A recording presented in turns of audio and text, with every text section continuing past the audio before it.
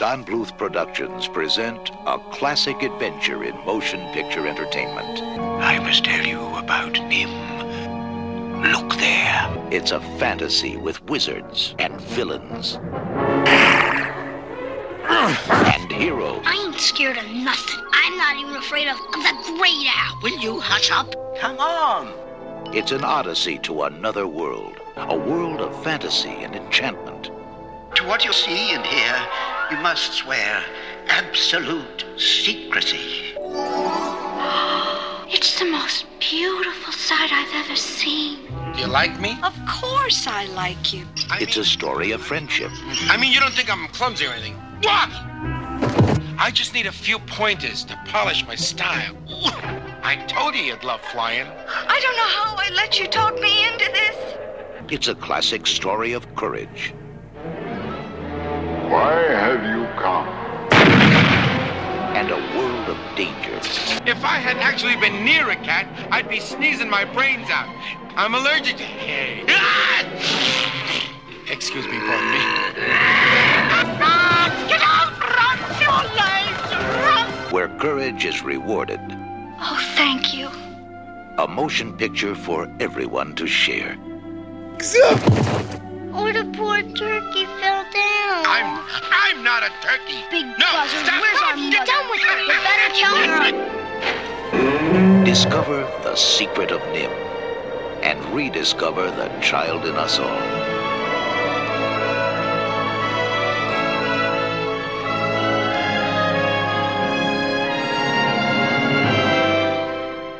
Ciao, my people, and welcome to our 155th episode of Gold Standard, the Oscars movie podcast, where we travel through time, reviewing the films that earn their gold statue, or standard, if you will, and beyond. I am one of your co-hosts, DJ Nick, and as always, joining me at the Gold Standard Theatre is one of my two podcasting partners in crime, the Ghostwood Girl, Zan Sprouse. Hey, Zan, how's life treating you today? I'm doing okay. I'm doing good. Weather been weird here in the Midwest, but it is not it's not plowing season, so I've been doing all right. Very glad to hear that. Sadly, we are down a professional nerd, as Rachel sadly is down with a headache, and hopefully she will recover from it soon. But do not fret, dear listeners, she will return. But in the meantime, today we are reviewing a movie that Zan selected, and that is The Secret of Nihm. This was directed by the legendary Don Bluth, who co-wrote the story with John Pomeroy, Gary Goldman, and Will Finn. It was based on the 1971 novel Mrs. Frisby and the Rats of Nihm by Robert C. O'Brien, while the score was by Jerry Goldsmith. An estimate to put in today's money, adjusted for inflation, this movie cost $28 million to make and made $60 million at the box office. It was released on July the 2nd of 1982 and has a runtime of roughly 1 hour and 23 minutes. So, Zan, of course, you having selected this film, I'm sure you've watched this one multiple times. But yeah, what are your general impressions and thoughts on this film? I love this movie. I chose this one because I wanted us to talk about a Don Bluth movie. And I've jokingly said before that if you grew up in the 1980s and 90s, if a cartoon movie scarred you, odds are it's a Don Bluth. Because Don Bluth not only did this movie, he did The Land Before Time, he did American Tail, he did Anastasia. Don Bluth is incredible. He is an incredible animator. He worked for Disney and then left to create his own studio to sort of get back to traditional animation. And you can tell in movies like this, the beautiful lighting of the rats lair is gorgeous. And that's Don Bluth's intent for his animation studio, is things like that light and color and just the beauty that traditional animation can really put on film. And from anything he did with that in the 80s too. Don Bluth also did I always like to mention this, Don Bluth did the animated sequence in the movie Xanadu, the Don't Walk Away sequence, where, we go from human to bird to fish. So there's water and light, and Don Bluth is incredible. He's still with us. He's a wonderful person from what I've gathered from his autobiography. Um, he seems like a very sweet guy and just very passionate about what he does. But yeah, there were some contributors to a lot of, scarred psyches in the 1980s. And this one's interesting because the year this came out was the same year as The Dark Crystal. So two movies that scared the crap out of me when I was a kid when I saw them, but that I still absolutely, absolutely adore. And this one was interesting for me because it was kind of my first foray into the more fantastical of stories. I'd always liked stories about animals like Charlotte's Web, for example, but these rats are something special. They're something very different, with their with with their, almost superhuman intelligence and strength and um their Yoda-like magic. So, I was not a lot of that kind of, I'm thinking of Rankin Bass Hobbit or the Ralph Bakshi Lord of the Rings. A lot of that stuff when I was really little was kind of freaky to me. Kind of wizards were kind of scary. It's that damn Snow White witch. I think she scarred me. I think any sort of magical, witch wizard kind of thing just sort of freaked me out. Um even he's so altruistic of a character, but even Nicodemus, it, he's old, he's kind of shriveled, he's kind of mysterious. Speaking of the Dark Crystal, he's very Skeksis like almost. And I remember being 7 or 8 years old and watching, poor Nicodemus's lifeless body and just that absolutely scarring me for a long time. But I really do love this movie. And when you look at the reviews from the time, a lot of reviewers were saying like, what kids are watching this? Who is this for? Um, because it is based on a children's book. I'm not 100% sure, but I have a feeling that these, by calling her Mrs. Frisbee without actually spelling it, you probably were going to get in trouble with the Whammo company who created the Frisbee toy, which is a copyrighted term. So I'm guessing that's why she's Frisbee in the movie. I've always suspected that that was part of it.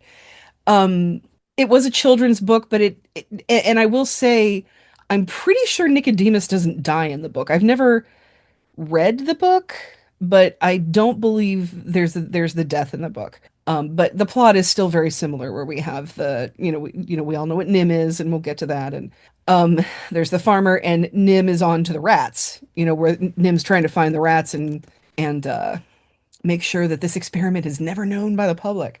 So it's that kind of thing. But it does sort of start with, hi, welcome to our story. We've got a dead mouse, and here's his wife with a sick kid who might die. Like, welcome to the Tiny Tim plot kind of thing.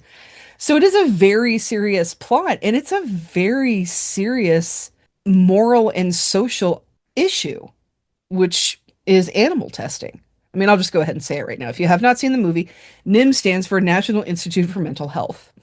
These are lab rats and lab mice that have escaped. And I like to believe they are the inspiration for Pinky and the Brain, where they have super intelligence for rats. So that's a major, major thing to have to explain to children who are reading this book or watching this movie. What do you mean there's animals of all kinds in cages being tortured, whatever? And, I guess fortunately for the filmmakers, it was the 1980s and parents weren't paying attention to what the kids were watching or having any conversations with them about anything. We were just feral children in the 80s watching cable in the basement rec room, and nobody was any the wiser. Like, I'm not even sure my mother knows what this movie is. Like, that's how alone I was in watching these movies. I know she would have absolutely hated this movie. For several reasons, but it's very, very serious subject matter. Makes you wonder, who exactly is this for? And it's for everyone. It's for everyone who loves beautiful animation. And one of the things that animation does so wonderfully, which is point a mirror at humanity without using any humans. And what friendship and loyalty and morality, what's right, what's wrong.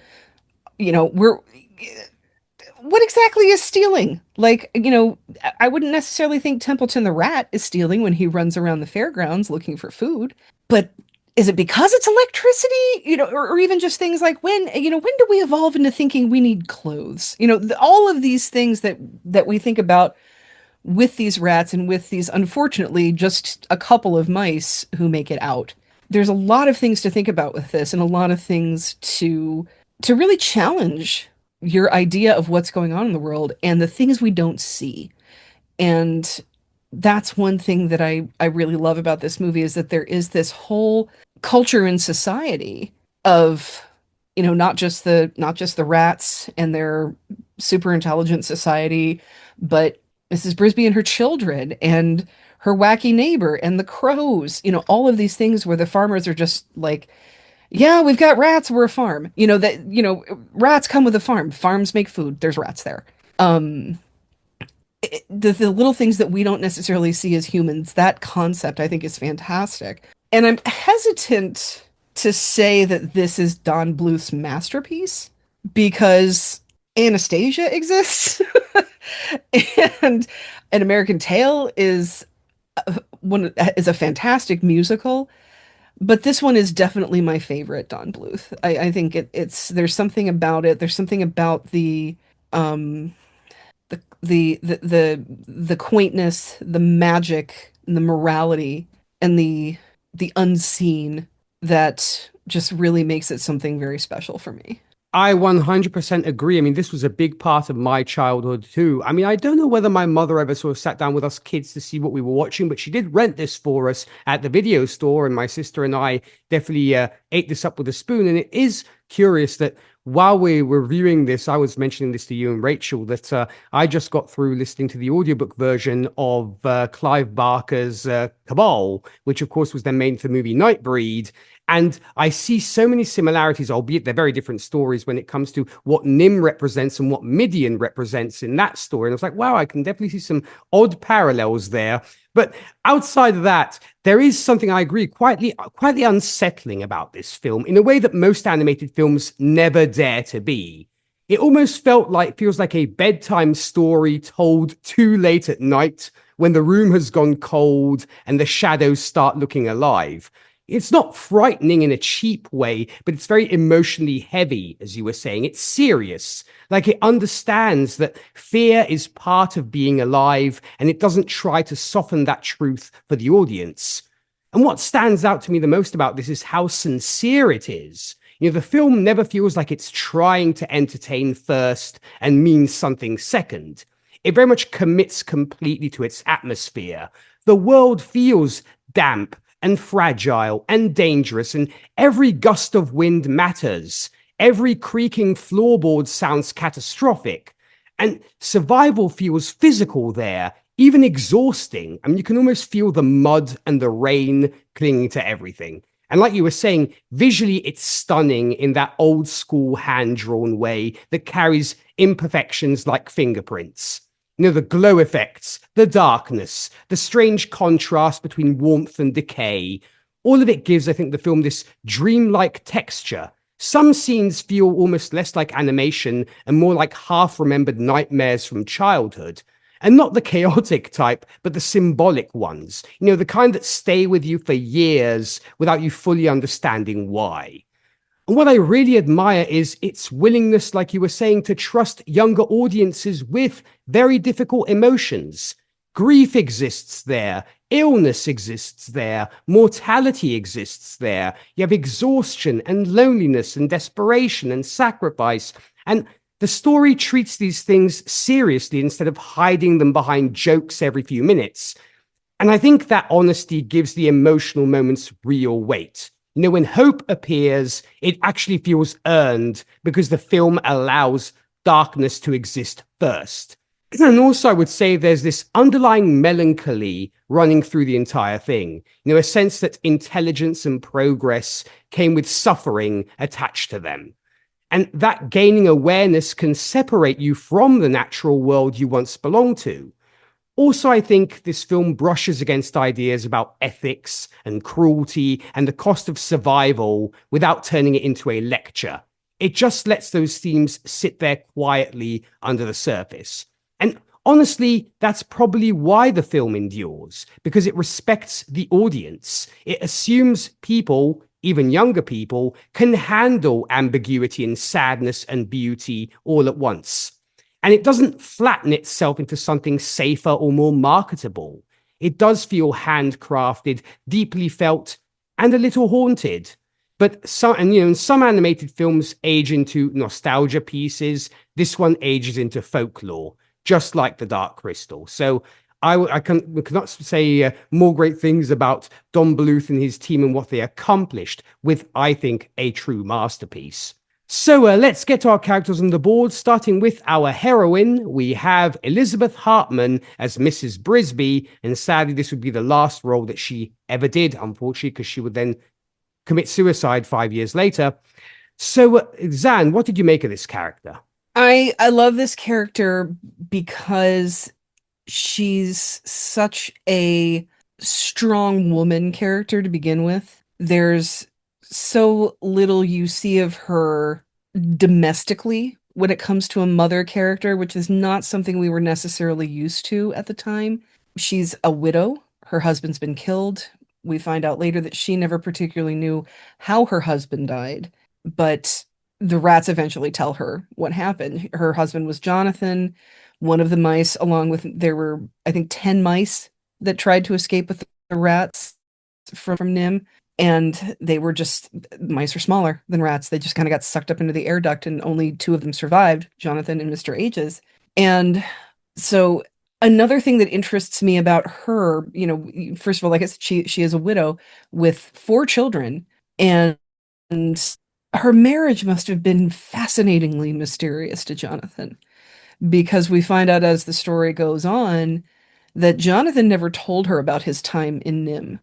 And from what it sounds like, that experience turned him, we've seen stories about people who have gone through trauma like this before, institutionalized torturous trauma, and it can manifest in different ways. And the way Mrs. Brisby is just so sweet and so nurturing and so caring, yet so vigilant and understanding, that I would like to think that her marriage to Jonathan's experience in Nihm made him the type of person that is going to maybe make sure that his children never experience anything like Nihm, that he is going to get the love he was denied, and he was going to shield his loved ones from the terror that his life had been. And, it kind of makes you wonder, like, did you wonder how he learned how to read? It's interesting how there are these little insights into his mysterious past. She's like, oh yeah, reading. Jonathan taught me a little bit of that. And you just want to say, you're mice, right? Like when did this there was never a conversation of how did you learn how to read, babe? But maybe it was one of those things like, that's a story for another time, and you already had a couple of kids by then, and now it just wasn't as big of a situation. But it fascinates me, the type of person that she is and what kind of marriage she must have had to Jonathan, and how her children are such innocent, fun, sweet, loving children. They're so loving of each other. Her children, by the way, she has 2 boys and 2 girls. Her oldest son is played by Will Wheaton, and her oldest daughter is played by the late Shannon Doherty. And her youngest son has pneumonia. And when you think about pneumonia in humans, quick little story. I tend to get pneumonia every 10 to 15 years. And about 10, 12 years ago, I had pneumonia, and I was talking to my boss. He's like, hey, can we meet about something? And I said, I really can't. I have a doctor's appointment. I'm very sick. I need to go to this doctor's appointment. I'll keep you posted. I think it was a Tuesday. And as I left the doctor who diagnosed me with pneumonia, I had a doctor's note that had me out of work for the following week. I came home with a work excuse and a Z-Pack. And so I texted him a photo of my work excuse and my diagnosis. And I said, I have pneumonia. I'm going to bed. Is this urgent that you needed to talk to? He's like, absolutely not. Rest up. I'll talk to you next week. And when we spoke the following week, he said, yeah, after I talked to you, I Googled pneumonia, and I'm not going to tell you what I found out, Pneumonia is very, very frightening. Um, you can drown in your own fluids if you do not get pneumonia treated. Um, I'm not here to, I'm not trying to bash anybody's religion, but this is what killed Jim Henson, and I will never forgive pneumonia for that. Um, so if you have a rumbling, if you have rumbling breathing, please go see a doctor. And as a human, you can go get a Z pack, but you can't as a mouse. This is a big deal. And I love the fact that these mice have like their summer home for the plowing season. They just can't move their little boy. She can't move her little boy. So she's doing this wonderful, cute thing that I always love, like going to see your husband's friends that are like kind of taking care of your buddy's widow, where she goes to see Mr. Agee. Um, and I love Mr. Agee too. He's like, she asks him the question. He's like, it's not that important. I'm like, that's like extremely important, Mr. Agee. He leaves out so many little historical plot points. It's really kind of funny. um, Mr. Agee is a funny one for me too because and we can talk about him later, but or Mr. Ages. Uh he's in Halloween. So anytime I hear him talking, I just want to hear him say, "Why do they do it, goddamn kids?" Like that's what that voice means to me after seeing Halloween so many times. Um but when she goes to see Mr. Ages and not only is he able to give her medication, but he has that typical magical, fantastical library, type, wizard historian with the glass. Like, where are these mice getting the glasses? Where are they getting the clothes? Where are they getting the glasses? All of this stuff. So, she's trying to do everything she can, and part of her bravery is trusting people that you wouldn't necessarily think a mouse would trust. She's trusting the rats. She's trusting I don't I don't know who's our crow, Jeremy. I mean, everybody has a. I think they opened the book of J names and just okay, that's what our characters are. Everybody's a J name in this movie. I'm always like, who's Jeremy and which one? But yeah, Jeremy the bird. She's trusting a bird. She's trusting an owl. And I love owls eat birds only after dark. All of those things. She's trusting people to help her because the alternative is unacceptable. And I think that's fascinating about her and her bravery. And then when she finds out about the rats of Nim and when she finds out about Jonathan's role in it and how these rats are trusting her and are willing to take care of her because of how much Jonathan had taken care of them, then she takes on Jonathan's loyalty to these rats and says, okay, I'll do it. I'll be the one that drags the cat, that drugs the cat, that drugs dragon. I'll do this because you're going to help me move my house so my child doesn't have to make the trek and we won't get plowed and my child won't die from the strain of pneumonia. What she's going through makes her so brave, and she has a lot to unpack in this. She finds out a lot of things. She's dealing with a lot in this. Hey, my kid's sick. Oh, by the way, here are some rats that have some news for you. She has a lot to process in a very small amount of time, and it's very, very stressful for her. And the fact that she is that kind of person who is able to weigh the options and trust in a situation where maybe somebody else wouldn't be so ready to trust because it's just not what you do. I think that's what gives her the power at the end of the movie to properly use the amulet that she got like 2 days ago and Yoda her house to wherever it needs to be. That beautiful scene where she's able, like, oh, also, any lock can open with the right key. Yeah, no thanks. Yeah, thanks for that, genius. No kidding. But still, it's a beautiful thing where she's like, something is locked. I need a key. I have the key. Let's do this, because she has this quiet bravery of, I weighed the options of all of my bad ideas. This is the best bad idea. Let's do it. I'll drug the cat. I'll trust the owl. I'll listen to these people.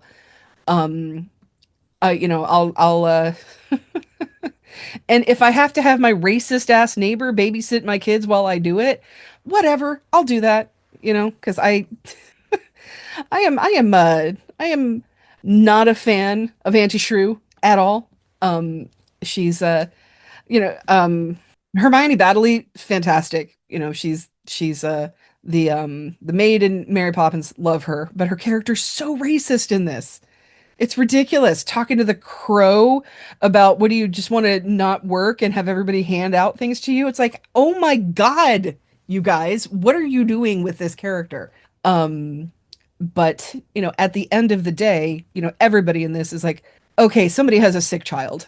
We need to all pitch in and help out with that. But she has this, and I think that's the thing, we are Elizabeth Hartman, did she win the Oscar or was she nominated for uh Patch of Blue? She was nominated for Patch of Blue, where she's blind, she's kind of, that sort of meek, surprisingly deep character that she played in that story. She's kind of like that in this, where like, Mr. Aegis, my boy is sick, and then by an hour later, she's moving her home. Their home, by the way, is a cinder block, which I think is adorable. But I think her ability to do all of that and her ability to process everything, I think even though she does not have the chemically enhanced intelligence as the other rodents of Nim have, she's very wise and very strong and very brave. And um, I don't know, I personally think she could have made it across the kitchen floor totally fine with her cape on. I think Justin just wanted to get her naked. That's a very good point. I think maybe that could have been the case. Justin is totally macking on her, and he's like, "Oh, take your cape off. It might get caught in something." Whatever. I mean, and even when she is caught and she's essentially, 5 feet above the air, above the floor in a bird cage, naked and no resources, what's she doing? Still being vigilant. She's the one who overhears the phone call from the farmer saying that Nim is coming and they're going to find those rats and eradicate all evidence that those rats ever existed. And, part of her wanting to get out is now not just to save her son and her family, but also to save the rats that are helping her. Her moral compass is, spot on. She's a really strong, wonderful character. Very much so. And it is interesting you point out the fact that so many of the characters' names start with J. It is curious because from basically our hero, if you will, to our villain, they all start with a J. I guess they did open the book and look at the J names and say, okay, we'll do that. But, Jonathan, Justin, Jenner, Jeremy, like what? Interesting. I wonder whether there's something there. I guess we'll have to sort of scour the interwebs and find out. Audio listeners, please let us know.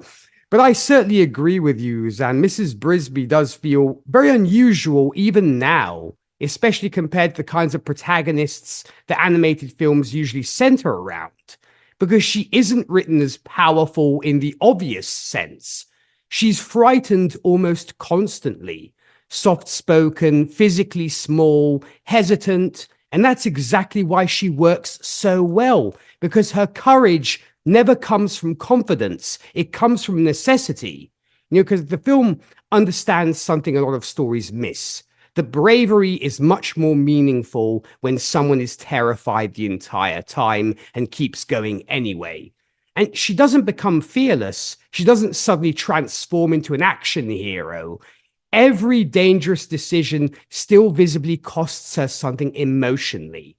And you can feel her panic in nearly every scene. And I think that vulnerability makes her feel deeply human despite the fantasy setting.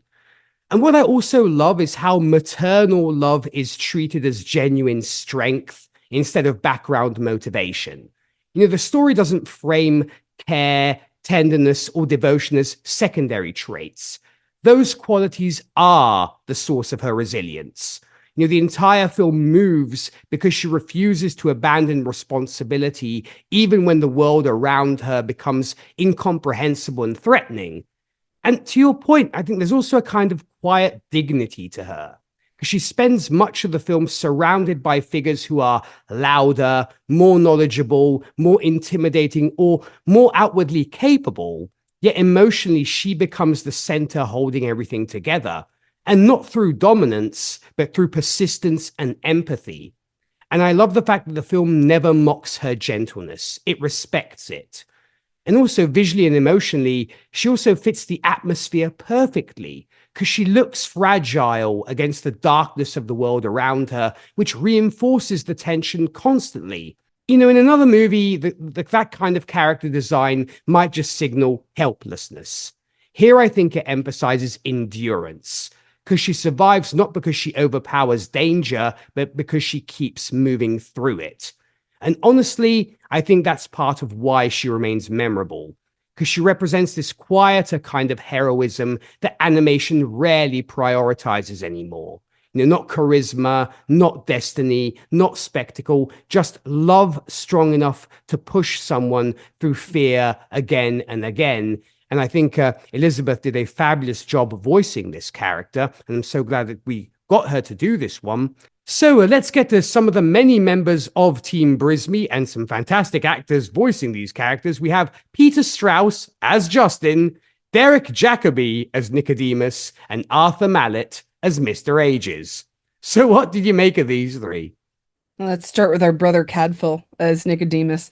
Nicodemus was one of those, like I said, as a child, who both captivated and terrified me.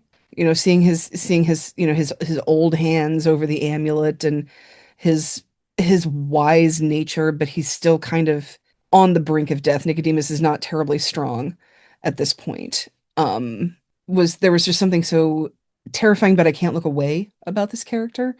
And and unfortunately with this character, because he's older and because he's frail, he's probably the rat that's been in the lab the longest, and he's probably had the most done to him. And he is an incredibly tragic character. And the fact that he has this complex morality of thinking that it's wrong to steal resources from the humans like electricity, but at the same time wanting to go back to the life of being a rat, the life that they were robbed of by the humans. So there's a real complexity to his relationship to humans that I think is fascinating. And his idea of, yes, they turned us into something more evolved, but is it the life we were supposed to have? And that question sort of defines the Rats of Nim, and it defines the conflict within the Rats of Nim. And I'll talk more about that when I talk about Jenner, because Jenner also has a complex set of morality when it comes to the relationship to the humans. Part of me thinks if I had been a Rat of Nim, I would steal literally everything I could from the humans. I would want retribution, I would want restitution, I would want reparation, I would want revenge, frankly. And Nicodemus is not just intelligent from the Nicodemus is intelligent from the experiments, but he is wise from experience. And that's what makes him the leader of the Rats of Nim, because it's not just the default he's the most violent or he's the oldest, but he really is very much the wisest. And Derek Jacobi, who I adore, who I always I love his voice. I love seeing him. If you've never seen the Brother Cadfael mysteries, I highly recommend finding them. They're always very entertaining. The way he voices this character with such gravitas, but also with such melancholy and such exhaustion. The exhaustion of a long life, the exhaustion of a learned life, and the exhaustion of a life of conflict. It's really fantastic. The scene where Nicodemus tells the story of what Nim is makes me cry every time I see it. Just thinking about being a rat or any animal that does not yet have the intelligence to process what is happening to them, being taken and being turned into a lab experiment, and then having to go through terrible torture and see other animals that you wouldn't necessarily come in contact with go through terrible torture. It's really horrific. From a very young age, I was vehement about using as many products as I could that didn't use animal testing. I'm surprised I'm not a vegetarian. I'm close, but I'm not. After the amount of movies like this, with you would think that me crying at this movie with my Charlotte's Web tattoo, I would not, I would be a vegetarian, but I'm not. But that like 3 minutes of that story is so incredibly powerful and so emotional. Just and the way the animation is of the rats and just how they have that fear in their eyes of first of all, being kidnapped and then taken into this lab and then having the things done to them. And then the fear the rats have of what just happened to me. Why can I read now? Like that sort of overnight, they're not Neo where they all of a sudden are like, I know Kung Fu, teach me more. They're like, what in the world is this? And just, the fear of this new power they have and what's now available to them because as we were talking about earlier, Nick, um, George Orwell's not wrong. Ignorance is bliss.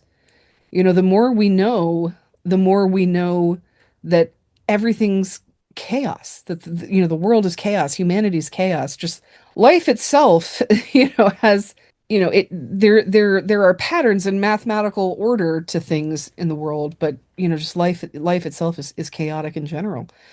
And so the fear they have in their eyes after even discovering that kind of a thing. And I love that moment so much where he's like, and then I realized I knew what the words meant, and he knew how to open the gates, open the cages. And then the fear of that, like, okay, I'm going to open this cage, and what comes next is all part of why Nicodemus now is just tired. He is such a, I mean, I jokingly say that Mrs. Brisby Yoda's her house where it needs to be, but he's kind of the Yoda of this situation. He's the one that's been around the longest, he's seen the most, and he's the wisest of them all. And again, like I said, I don't fault Nicodemus or Jenner with how they feel that the rats should live. I think both of them have valid points. Nicodemus saying that, yeah, we have all this stuff, but it's not the life of a rat. It's not the life we were destined for. It's not our true calling as rats. And Jenner saying, yeah, but we have this now. The humans gave this to us. Oh my God, they are Professor X and Magneto. I just thought about that. They're very much that kind of, it's like I get both of them. Like Magneto kills a little more people than I would be comfortable with, but Magneto's seen some shit, and I don't blame him for being suspect after what he's seen from not just being a mutant but also Jewish. And so I can see both of their points, but it's the whole like when you start killing people is when I start to pick one side over the other. Um, but it's like I get where he's coming from. Is that the only answer for how they're going to live their lives? No, because the thing is, they are super evolved, super intelligent rats now. They're too rat for the humans and too human for the rats. So they are their own thing. They can create their own thing. And, hopefully Justin's going to do that for them. But anyway, we'll talk about that later.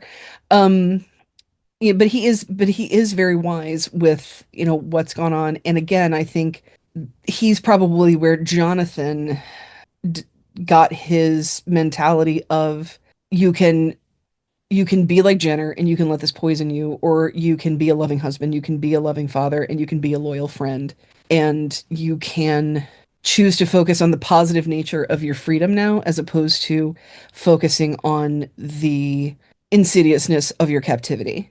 And I very much like that about Nicodemus. And um, like I said before, you kind of see both of their points, but you really hate Jenner because of Nicodemus. Um, Nicodemus probably had another week and a half in him as it was. This was not necessary. This was not necessary for what happened to him. Mr. Ages cracks me up. Like I said, I love his little librarian glasses and everything. Arthur Mallet is such a fun voice. He's also in Mary Poppins, like Hermione Baddeley. He's Dick Van Dyke's son when Dick Van Dyke is the old man who runs the bank. That's the Arthur Mallet character. But yeah, I love him constantly saying like, "Oh, let's not talk about that. That's not important." It's like, no, that's like the whole story here. What are you doing? And it's, his argumentativeness of like, what does somebody want from me now? And again, I feel like that's another way of dealing with the trauma these rats went through. Like, hey, I need something science made. Please give it to me. Here's one more creature that wants something born of science out of me. Like, here, fine, here's medicine, whatever. Um, but again, he's he's tired, but kind of in a different way. I think you can tell that he and Nicodemus are the oldest ones of this group. But he's a little like short, stout little guy, whereas Nicodemus is kind of thin and gaunt. So maybe he's not quite as old as Nicodemus. So maybe he still is. I don't know. I don't think there's the same desire that Nicodemus has to have the simplicity of the life of a normal rat.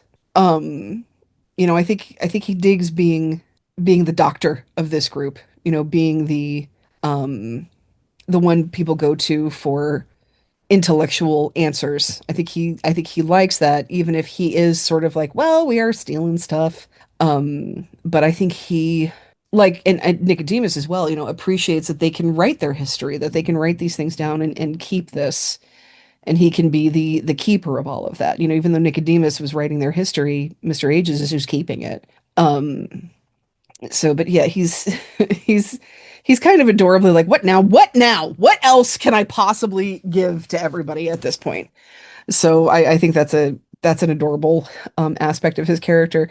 And again, like I said, when I was talking about this movie initially, rats are not things that humans think about all that much. But the fact that this story gives them such distinct personalities is so fascinating.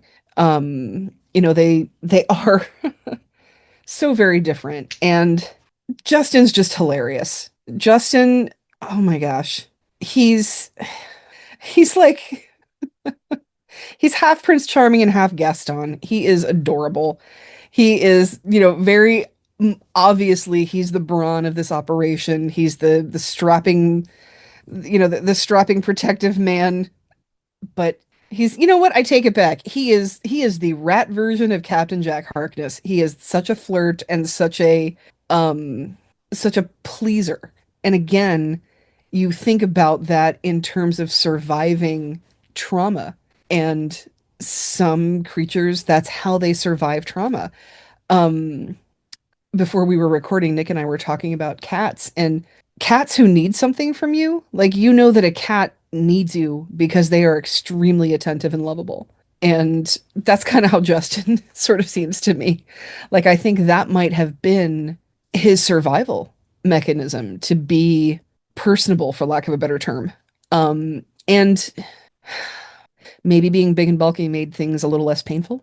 Maybe he's big and bulky because of what was given to them. Who knows? That's one thing that they don't really elaborate on in this, is exactly what the experiment was at Nihm. We just know that Nihm does not want anyone to know about it. And can you imagine being a farmer getting a phone call in the middle of the week? Like, yeah, so have you noticed any strange behavior with the rats on your farm? I don't know. What do you mean by strange behavior? I don't know, like, are any of them wearing glasses and reading books and like sword fighting? Like anything like that? Have you seen any of that going on? Because, we don't think it's anything serious, but call us if you notice it. So, like I said, all of these rats sort of seem to be coping with their trauma in different ways. Their personalities seem to be coping with their trauma in different ways. And as much as everyone seems to have a reverence for Mrs. Brisby because of the reverence they had for Jonathan, I think he does especially. And, I always sort of got the feeling that Jonathan and Justin were probably pretty friendly with each other. They were probably friends.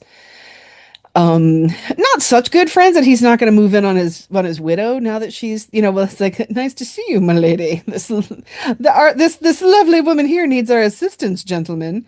He's very, and even at the end of the movie when they do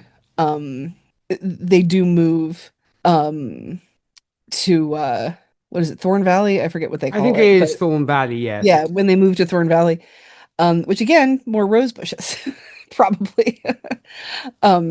And one of the daughters says, "Will we ever see them again?" She's like, "Oh, I don't know, maybe." I'm like, "Oh, what, you mean Friday?" Like, I have the feeling that she and Justin are keeping in touch with each other. But I feel like Justin is sort of in between our two conflicting factions within our rats. I think he's somewhere between Jenner and Nicodemus with his morality of what are we supposed to do as rats? What are we supposed to be?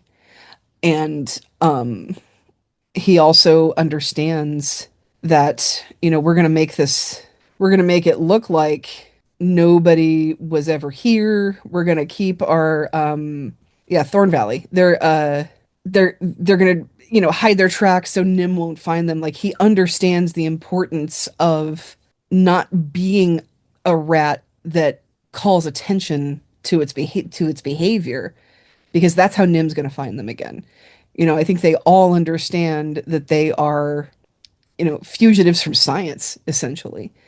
I don't think he's doing this just because it's what Nicodemus wanted and what Jenner doesn't. I don't think that's where he's going with it. But I think there's something in between, that there is something to be said for the intelligence that we have from our experience. And we shouldn't be ashamed of that. We shouldn't feel that we need to hide that part of ourselves.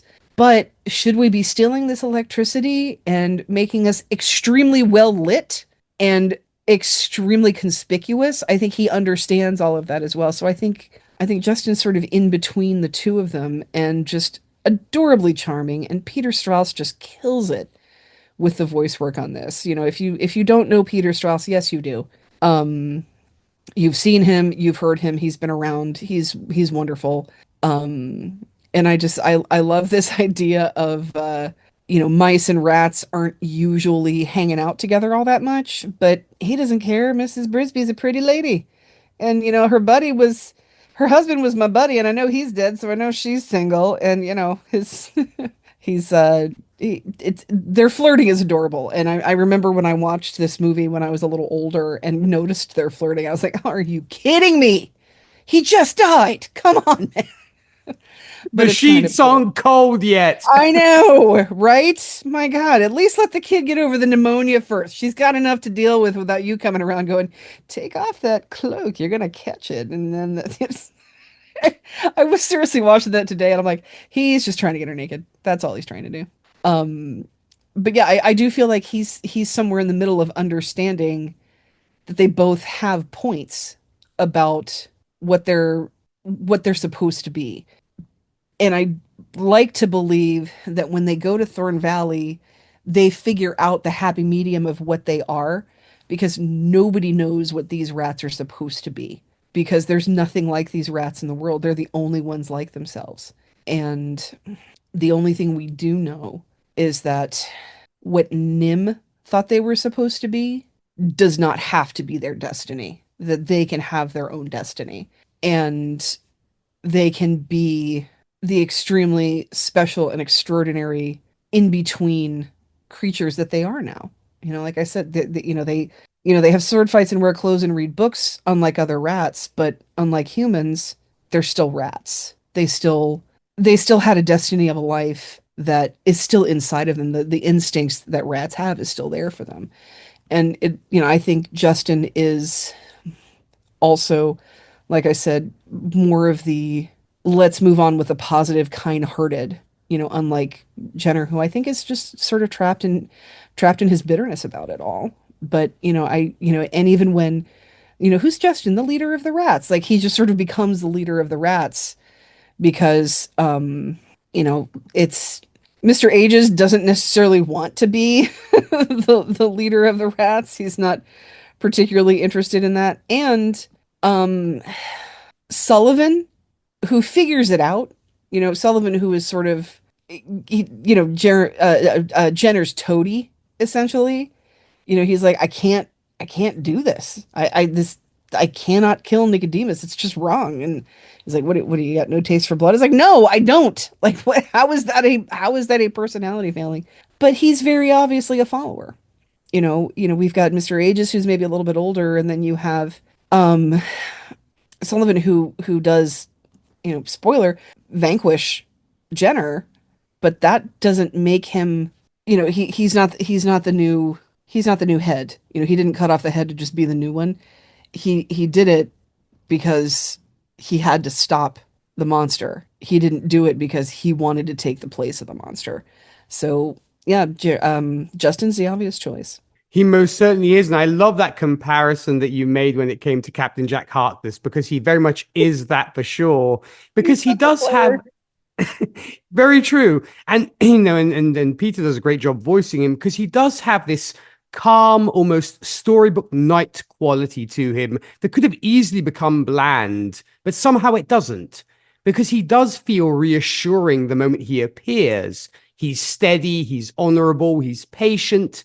And I think in a film filled with fear and uncertainty, he represents stability. And what I like is that his kindness never feels performative or exaggerated. He does treat vulnerability seriously, and there's a gentleness in the way he carries himself that makes him feel trustworthy rather than merely heroic. But like you were pointing out, Zan, at the same time, I think there is a sadness underneath him too.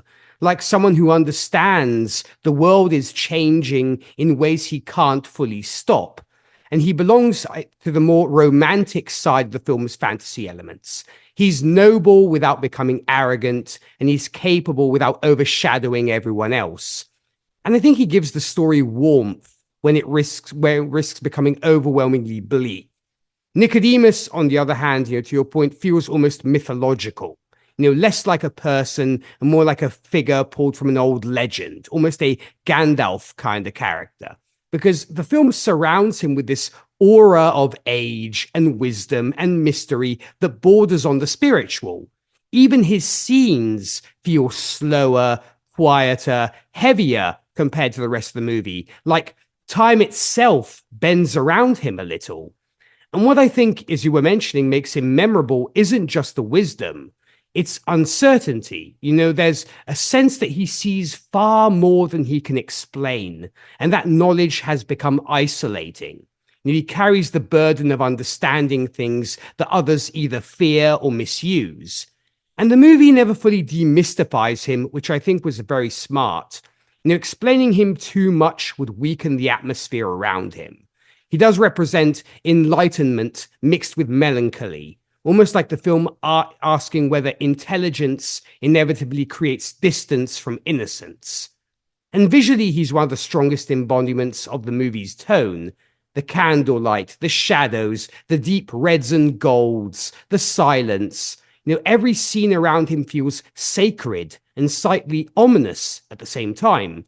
Whereas Mr. Ages might actually be one of the most grounded presences in the entire film, because he does feel practical in a world drifting toward myth and abstraction. He's irritable, he's exhausted, he's stubborn, but yes, he's deeply competent.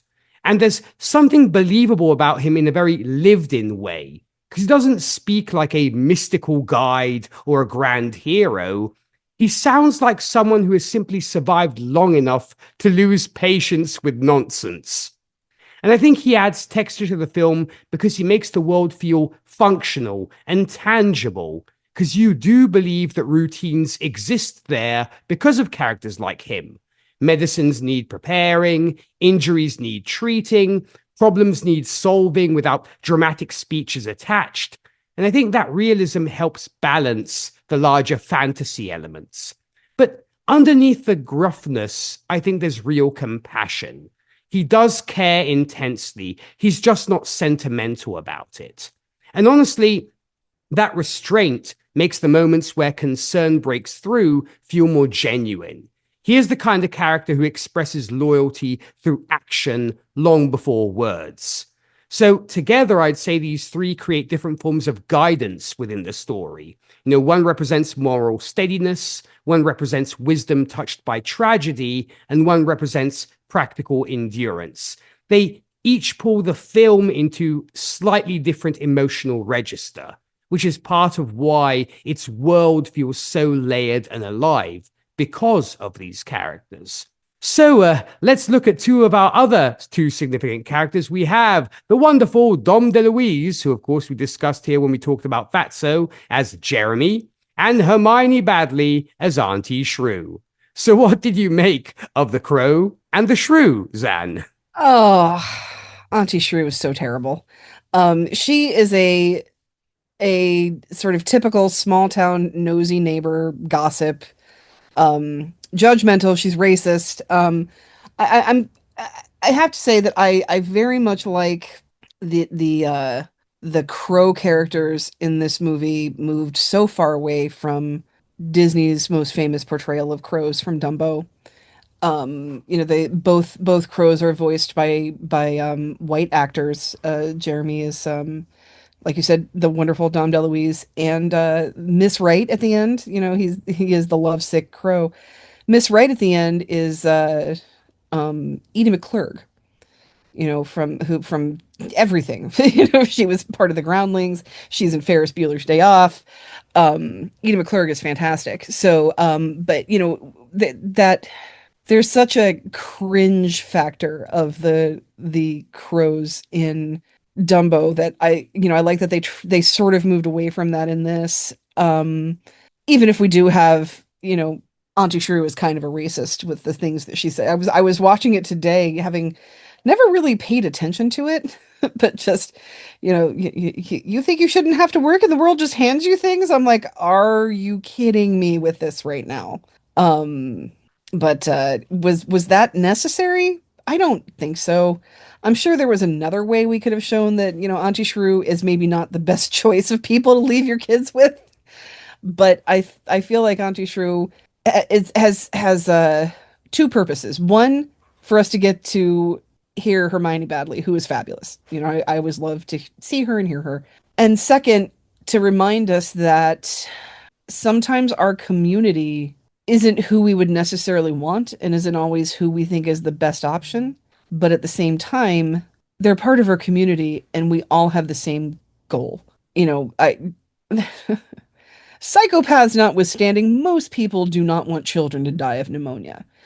And no one wants their home to be plowed over during plowing season.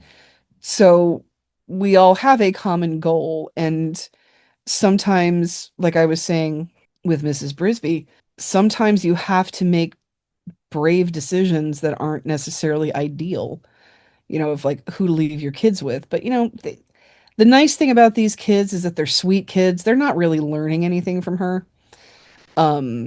She's just kind of crazy old, Auntie Shrew. Jeremy, on the other hand, is adorable. I love that he's Dom DeLuise. I adore Dom DeLuise. When he does, I don't know if we've talked about this before, but his son Peter DeLuise is coming back for Spaceballs 2 as the son of Pizza the Hut, because he was the voice of Dom DeLuise was Pizza the Hut in the original movie. He's wonderful, and there's an innocence to him that he doesn't know that he's not supposed to be friends with a mouse. And part of that, again, is that sometimes your community is someone that shares a common goal with you. And mice and birds do not want to run afoul of Dragon the cat. So, they have their own things. She needs help sometimes. He needs help sometimes. He doesn't necessarily come through with the amount of string that he was supposed to bring, but it's kind of adorable. He's definitely the comic relief, but he's also an in for her to get her in to see this owl. Not only is she Jonathan's widow, but she knows she's friends with another bird, so he's able to bring her to someone that she didn't even necessarily know she needed to see. And, again, is able to help her through a situation where she needs to be brave in a way that isn't necessarily the best idea for her at the time. Like, she's not wrong. Owls eat mice. She's 100% correct on that. And, I love his not after dark. Owls are nocturnal. That's when they eat. That is hilarious. But these two characters sort of come together to make you realize that sometimes help and friendship come in places you don't expect them to. And like I said, I like that the core driving force for Jeremy's character is that he's lovesick. It's like, why am I saving this string for a love nest that I'm never going to meet anybody? That's kind of cute, I think, for him that he's the lovesick crow. I love how he turns into Gollum though when he sees the amulet, and because that's what crows do. Crows like shiny things. They like if crows are fascinating creatures. Um, Crows can be loyal to you if you feed them and care for them. They will bring you presents. Often it is shiny things. People have often gotten gifts from crows that are old mylar balloons because they're shiny. And how he says, "I've always wanted a shiny for my own." It's a very Gollum moment for him. And at the end he's like, "Give me the shiny. What are you doing to me? I need the shiny. I need to give it to this girl." And she's like, "Oh, I gave it to Justin." I'm like, "Oh, really? Okay, so you and Justin are exchanging jewelry now. I understand how this works." But I think he's adorably a crow. He's just a crow. He's not a metaphor for something that Disney wanted to exploit a stereotype about. He's the stereotype of a crow, which I think is adorable. Um, and again, this goes back to other other stories where mice are little. If they need to travel, they need to be friends with a bird. That's what the Rescuers was all about. They've got their albatross buddy whose name I can't think of off the top of my head. But yeah, sometimes when you can have a common goal and everyone comes together, there's for creature manity, not just humanity, creature manity. You can meet people and have friends in many different places, and I really love that about the Jeremy character. I totally agree. It would have been interesting had they made him even a magpie, bearing in mind the whole shiny thing, but it is true when it comes to crows. They are fascinating creatures. And I say this as somebody who is literally surrounded by crows, and we have quite a big crow community in this area and they literally have, because they're very territorial. They're literally frightened off almost all the other species when it comes to the bird community. But yeah, I agree with you. I love that this is Dom DeLuise, and of course Dom would then do more work within the Dom Bluth universe, which is wonderful. And he's such an important presence because he prevents the film from collapsing entirely under its own heaviness. Without him, the atmosphere might become almost unbearably tense. He brings that awkwardness and that warmth and this frantic, chaotic energy that feels genuinely alive rather than artificially comic. What I think makes him work for me is that the humor comes from personality and not from the movie suddenly abandoning its tone. He isn't there to mock the story or break immersion. He still feels like he belongs in the same dangerous world as everyone else. He's just painfully unequipped for it. And there's something very endearing about how hard he tries despite constantly fumbling everything. And underneath the nervous chatter and the comedic panic, he's very sincere, he's loyal, and he's earnest, and he wants to help even when helping terrifies him. And because the movie is so emotionally serious overall, that sincerity matters. And I do think that a more cynical film would probably turn him into pure comic relief or humiliation material. Instead, the story allows him dignity. Honestly, he also has a kind of emotional realism. Not everyone responds to fear with stoicism or wisdom. Some people ramble and panic and overcompensate and make mistakes. And his anxiety, I think, makes the world feel more believable because it reflects how overwhelming these events actually are. Now, Auntie Shrew, meanwhile, she's one of those characters who appears briefly, yet I think leaves a massive impression because her personality is so forceful. She storms into scenes like a tiny natural disaster. She's sharp and she's loud and she's overdramatic and completely unconcerned with politeness, as you were saying, Zan. And somehow she becomes hilarious precisely because the film around her is so restrained and atmospheric. But beneath that comedy, I think she serves another purpose as well. She reinforces how dangerous the outside world really is. Her paranoia sounds absurd at first, but the movie quietly suggests she isn't entirely wrong to be terrified all the time. In a gentler story, I think a character like her would just be comic exaggeration. Here, she feels like someone whose fear has been sharpened into aggression by constant survival pressure. And there's also, I think, something memorable about how unapologetically abrasive she is. The film doesn't soften her into a sweet eccentric. She's difficult and impatient and reactive and exhausting. But that roughness gives the world character. Everyone in the movie feels shaped by hardship in different ways. And with her, it manifests as perpetual outrage. So I'd say these two characters help balance the emotional texture of the film. One brings this anxious kindness and nervous humor, while the other brings explosive panic and abrasive energy. And both keep the movie from becoming emotionally one note, while still fitting naturally into its strange, haunted little world. And it's wonderful to have folks like Hermione, of course, and Dom on this project. So let's round off our characters with our main villain, or is he a villain? We have Paul Shinar as Jenna. So Zan, you were alluding to this character is very multifaceted. So what did you make of him? Yeah, very most. Before that, I want to go back to what you were saying about Auntie Shrew. In a more quaint movie, she'd be the goose from Charlotte's Web. She'd be Agnes Moorehead's goose. She's that kind of feel. But yeah, these are women characters that are not what we're used to with women characters in family movies, animated movies. Definitely, they seem like they are, but when you really look at them, they're very different and they're very multifaceted. Okay, Jenner's a tough one. I have a hard time forgiving Jenner for Nicodemus, because not only does he kill Nicodemus, he's endangering the Brisby family. That's their house. He Wicked Witch of the East's him. He drops their house. He makes sure that the house they're using ropes and strings as pulley systems. These are very smart rats, people. I mean, we're talking, those basketball playing rats. You haven't seen anything yet. I do love the basketball playing rats though. But anyway, bit of trivia: if you've ever seen a rat that plays basketball, usually the basketball is the ball roller from some deodorant that has holes in it. Because it's light. It's rat shaped, or it's rat sized. But yeah, it's a deodorant ball. Anyway, he's putting the Brisby family in danger too. So he really does not have.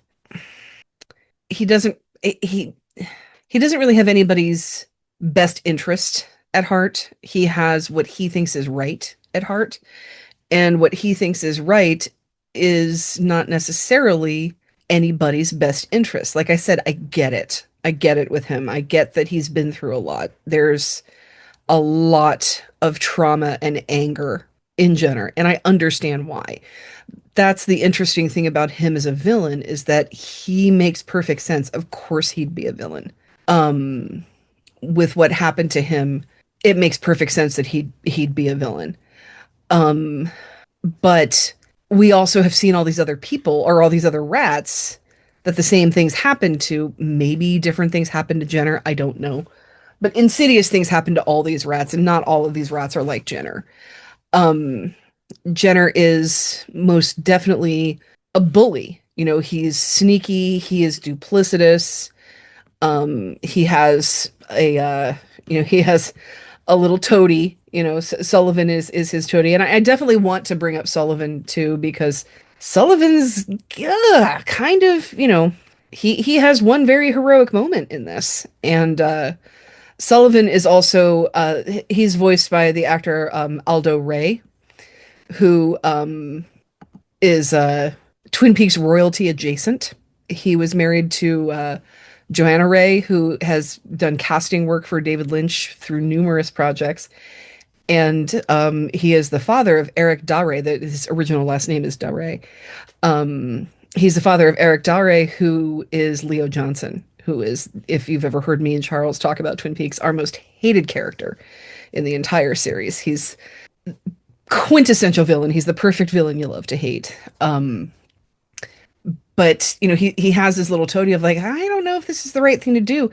And he's obviously not friends with Sullivan. He's not nice to him. He sort of insults him all the time, and questions his intelligence and his bravery, which he's thinking killing Nicodemus is a brave thing to do, type of thing. He's just such misplaced misplaced morality, I think, with him. But like I said, I get why he is this way. And I get, there's part of him where you listen to him and you're thinking, are you just doing this because it's what you've always done? Not wanting to leave where they are because that's, you know, where we are is who we are. It's the first thing they did after they escaped, and this is where they'll evolve more. Or do you not want to because you're afraid of what's inside of you? Are you afraid you could survive as the as a rat in the natural order of the life of a rat? Like, do you think you have that in you? And I think there is a fear of that he anger, usually sustained anger, things like, Count of Monte Cristo type of anger, puts your life and your development and your evolution and your growth completely on pause, because all you can do is focus on the anger. um Anger should be a reaction and not a sustainable mode for yourself. I'm one of those people that burns white hot when I'm angry, and then I'm over it and I need to move on. And, his anger sort of defines him. And he's not understanding the things, like I've mentioned before, that, like, look, yes, I understand that you have a very interesting culture here in your roses, in your rose bushes. Nim knows where you are. Nim's going to come cut you down. You are stealing electricity, which means somebody at some point is going to come look at why there's so much use. Why is a farmhouse using this much electricity? And your rats wearing clothes with lights on. You are going to be found out. This is not what they're doing, where they're doing it, and the way they're doing it is not sustainable for them to go unnoticed. And if they are noticed, it's going to be bad. Nim possibly will bring them back and do more experiments on them. More likely, Nim is going to eradicate them, because that's what they say they're going to do on the phone. I love the farmer, like, oh yeah, come on and eradicate those rats and get rid of those rose bushes, that you're going to pay for all this, right? I love the farmer. It's like, this is all free of charge to me, isn't it? He's thinking like, oh great, I can get those old rose bushes out of my way and maybe send the rats scattering for a while. It's like he's sort of focusing too much on, he's clinging too much on what they have. And I think he is clinging to what they now have, because I don't know how to put this. I've been trying to think of how to articulate this all day long. What these rats have been given by these experiments has made them so much more evolved than the humans that experimented on them, because these are rats who now can read and write and have understanding, and that's so beyond the life of a typical rat. And it's and it's exponentially beyond what humans are also. Humans have not evolved as much as these rats have. From whatever they've learned from the rats is nowhere near how far the rats have grown, if that makes any sense, in exponential comparison. So like I said, he is the Magneto of this whole thing. He's like, no, they can do whatever they want to us, but we're better than them. We are better than them. We are better than the other rats. And he has that need to feel superior, because if he is going to deny his superiority, then what was all of this for? What was all of this torture for? And he can't get around that. And he can't see that, like I said, like Nicodemus not living terribly long. It's interesting, like I said, that this and the Dark Crystal came out the same year, because these rats and Skeksis kind of look the same. And when the leader of the Skeksis is dying and they're trying to take his scepter before he's dead and he's grabbing it back, he's like, I'm still emperor. It's like, they don't need to kill that guy. He can't get out of bed. And I feel like Nicodemus is the same way, that, there's no reason to kill him. I don't think he's going to last very long. But at the same time, I don't think Jenner has it in him to be the leader that Nicodemus was. I think he can bully somebody like Sullivan into being, being his minion, but I don't think he can lead a group of people. I think that's another reason why he wants to stay where he is, because he knows what to do there. and he doesn't know what to do when they go to Thorn Valley. He doesn't know how to let go of the rat he's become in order to become the rat that he was born to be. He's clung to the idea that he was born to be the evolved creature that he is, to the point that he has like vilified the natural rat inside of him. You know, that he's now seeing becoming what he was meant to be as going backwards, because what's keeping him going is that idea that he's better than everyone. He's better than the other rats, and he's better than the humans that turn him into what he is. And he can't let go of that. He absolutely can't let go of that, to the point where he can't see, or chooses not to see, that mistreating other creatures to the level that he does means he literally can't turn his back on anybody, because it's not, when they have their big fight, remember, these are super intelligent, genetically altered rats. They're gonna figure out his plan, right? So, of course, Justin figures out what happened, that it was not an accident. He killed Nicodemus. They have their fight. Now it's not just killing Nicodemus. Now we're going to kill probably Justin as well, and whoever else gets in his way. And you might think Sullivan's loyal to you, but he's only loyal to you because you've berated him into thinking that he has to be loyal to you. That's what bullies do. And you literally can't turn your back on anybody, because everybody's looking for a way out of having to interact with you and having to be under your thumb. And Sullivan is no exception. Sullivan, even though he accuses Sullivan for not having a taste for blood, Sullivan is who kills him. And he literally and figuratively stabs Jenner in the back. Jenner is about to kill Justin. Sullivan sees it and he throws a dagger at him and he kills Jenner, which, when you're 7, is terrifying. That scene is terrifying. With his eyes bulging out and falling off of, it looks like a cliff, but let's be honest, it's probably just a little rock in a garden. The rats, they're small. It's not a huge amount of space. It was very scary, and it for all of you kids who are younger than me, remember when shit started to get real with Rasputin? This is the beta version of that. That's kind of what this felt like to me as a child.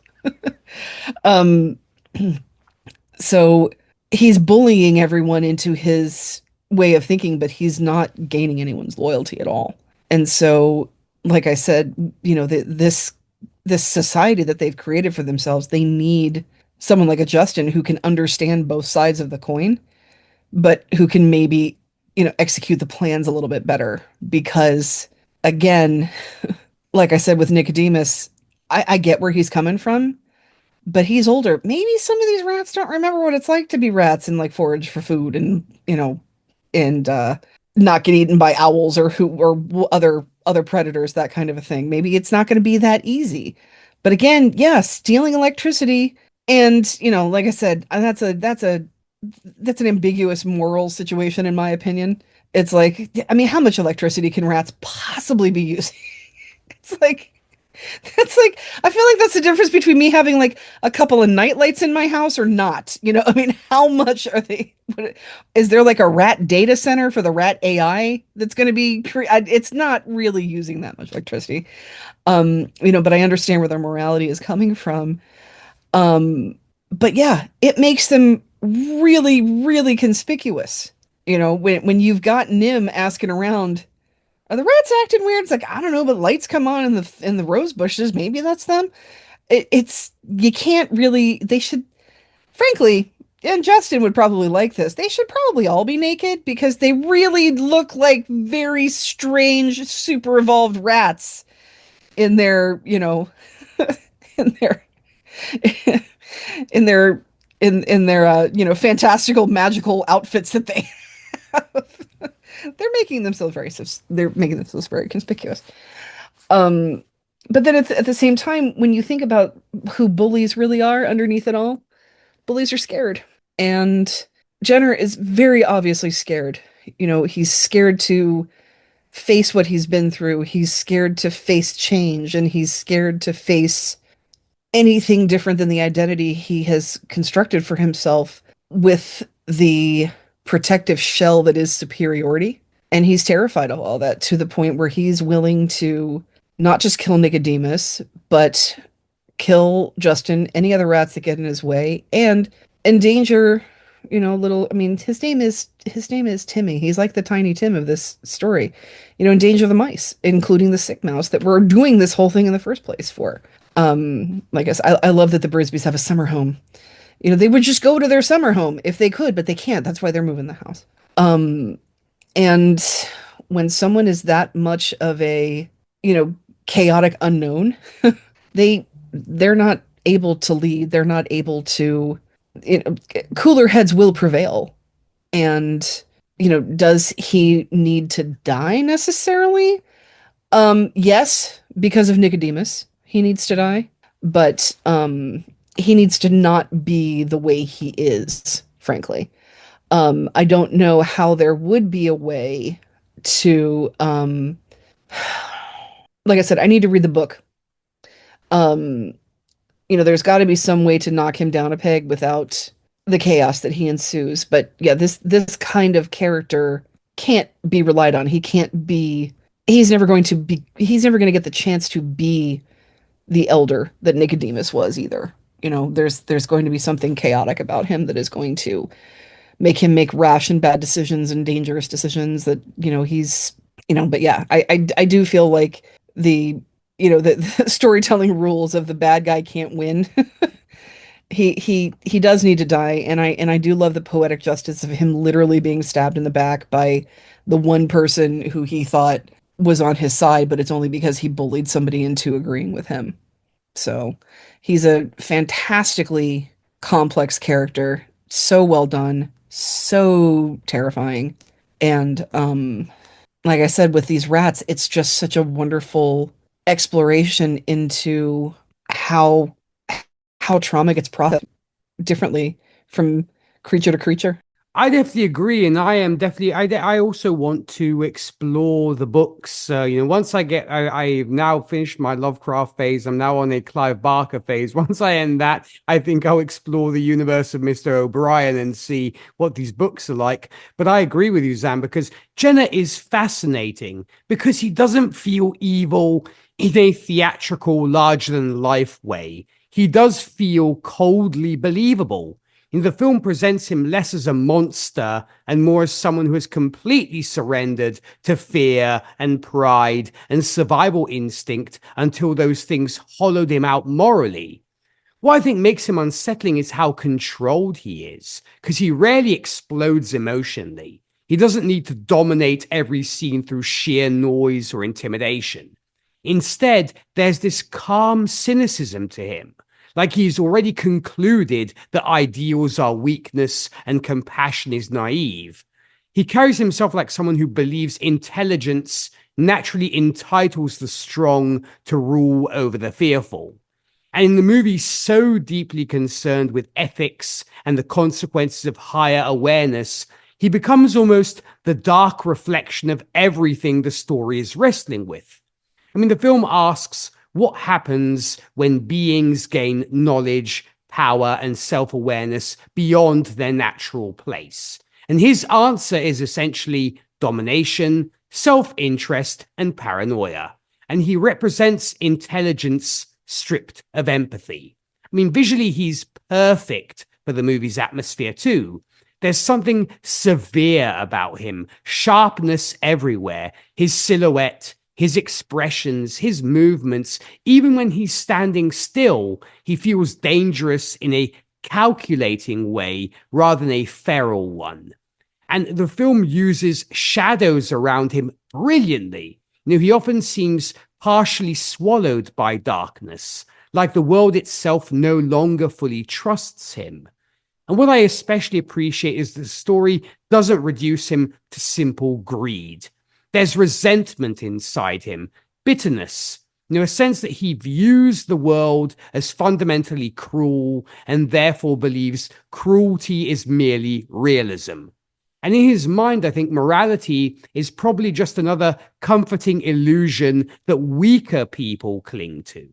And that worldview, I think, makes him more compelling than a straightforward villain. He feels ideological. He genuinely believes that softness leads to extinction, and which I think creates a strong contrast with the film's quieter insistence that compassion and sacrifice are not weaknesses at all, but the very things that make survival meaningful. So honestly, I think he contributes heavily to why this film feels so emotionally mature. The conflict isn't just good versus evil. It's hope versus cynicism. It's mercy versus control, or even community versus fear. And he embodies the temptation to abandon humanity, emotionally speaking, when the world becomes painful enough. So another very memorable character in an incredibly memorable movie. So let's get to how our movie ended. Of course, the Brisby home begins to sink into the muddy ground, and Mrs. Brisby and the rats are unable to raise it. All appears lost until Mrs. Brisby's will to save her family suddenly gives her power to the amulet, which she uses to lift the house and move it to safety. The next day, the rats, with Justin as their new leader, have departed for Thorn Valley as Timothy begins to recover, while Jeremy meets and falls in love with an equally clumsy female crow. So how did you make of how our movie ended? This ending is very different than the book. There is really not the magical amulet kind of stuff going on in the book. From what I've gathered, like I said, I haven't read it, and I might go look for it this weekend just because I would love to finally read this. It's one that I've sort of avoided because I know this story makes me sad, but it won't scare me because there's illustrations, but there is not Don Bluth animation. Nothing scares a kid like some good Don Bluth animation.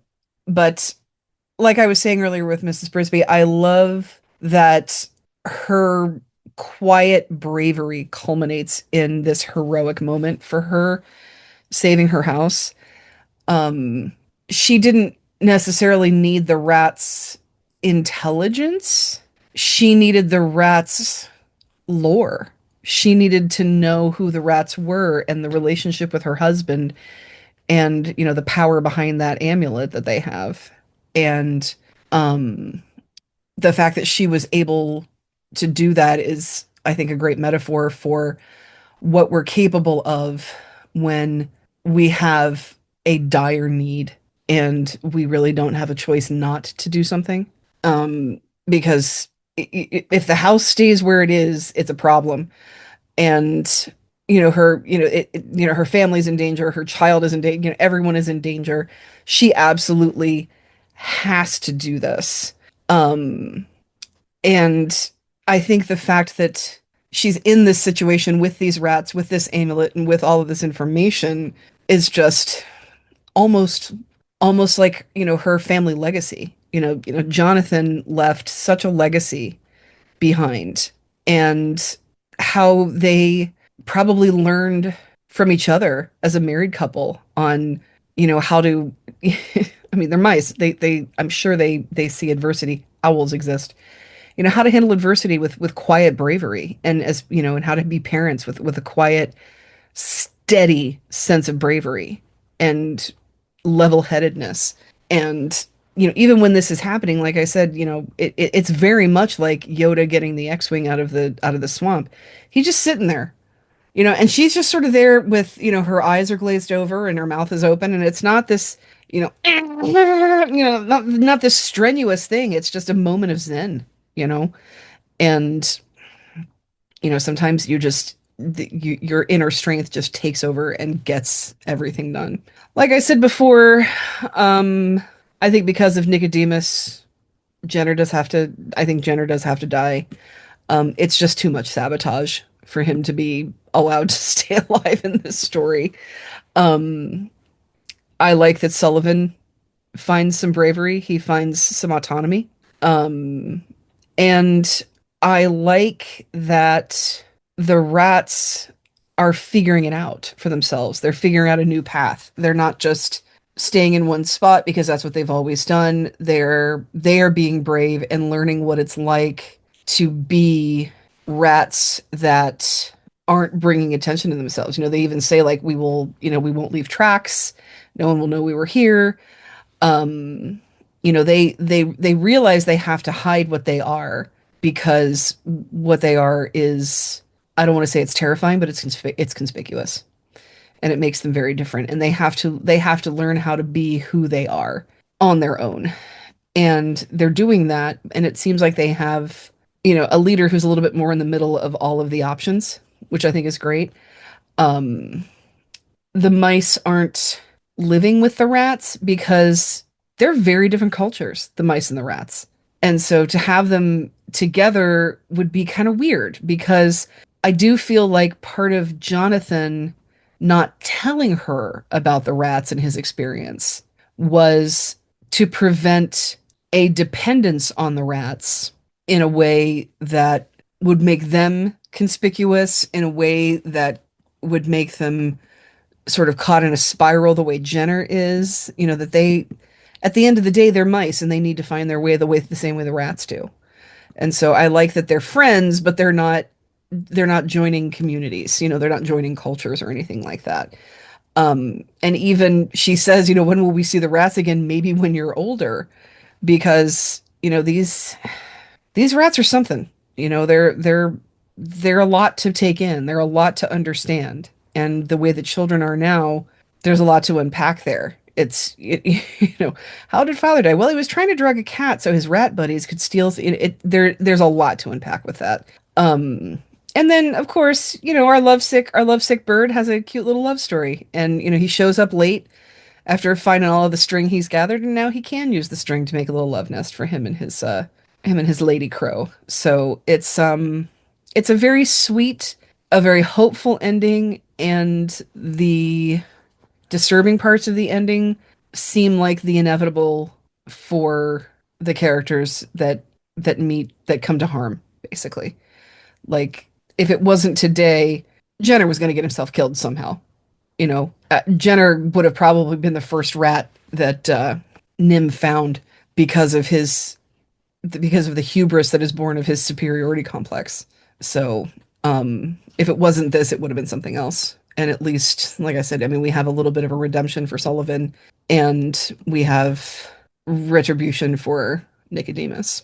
We very much do, unless I guess Jenna might have met the end of the Grand High Witch in The Witches when she becomes a rat and gets killed by a Mr. Stringer. So he might have found his Mr. Stringer, I suppose.